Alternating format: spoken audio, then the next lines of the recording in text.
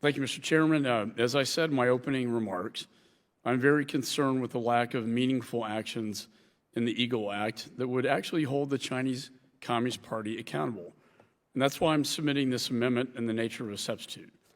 This measure builds on the bipartisan Senate-passed Strategic Competition Act, and it strengthens it by adding provisions that implement real consequences for the CCP's malign actions. One of the biggest threats we face is the transfer of American wealth, technology, and data to CCP-controlled companies and their military.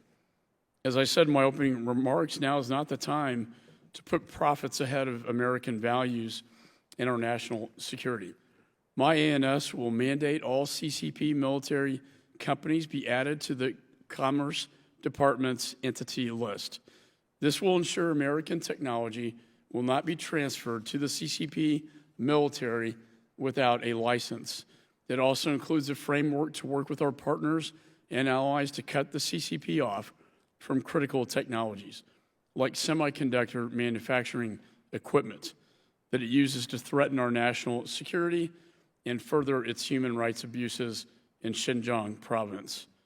We also must stop Americans' sensitive personal data, including our genomic and healthcare information, from being transferred into CCP's hands, where it will certainly be exploited. So my ANS gets rid of outdated rules that prevent the United States from stopping this personal data from being exported to the PRC. The United States must also confront the CCP's malign behavior on the global stage as well. So my ANS will authorize a Countering CCP Malign Influence Fund to ensure that our diplomats have the resources they need to get the job done. My ANS also improves our ability to counter the Belt and Road Initiative by prioritizing investments in projects that have the most impact, rather than picking projects based on which ones meet the arbitrary green energy priorities of the Biden administration. It also incentivizes private companies and our allies to work with us to counter the Belt and Road Initiative. We must also address the CCP's malign influence projects at the United Nations. For years, they've infiltrated the UN system to push their authoritarian agenda. This ANS will ensure the U.S. is using our leadership to counteract those who are trying to use the UN for their own purposes. In addition, my ANS removes the entire climate title. I had hoped we could address the climate provision in a separate vehicle so we could get a bipartisan product focused on countering the CCP.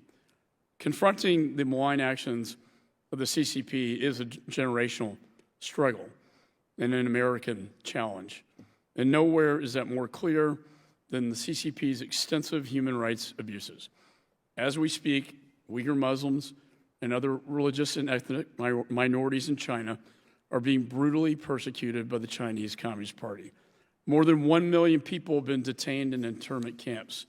There are multiple credible reports these innocent people are being subjected to forced labor, forced sterilization and abortions, torture, family separation, and sexual abuse. Family members have reported disappearances and deaths of loved ones. My substitute language will prohibit imports from the Xinjiang province unless we are certain the products were not produced using slave labor. It also includes targeted sanctions against those who are responsible for the genocide in Xinjiang. And it requires American companies to disclose any engagement they have in China that could contribute to human rights abuses in the region. This is a moral test of our time, and we must not fail. So for those reasons, I urge my colleagues on both sides to support my amendment in the nature of a substitute. And with that, Mr. Chairman, I yield back the balance of my time.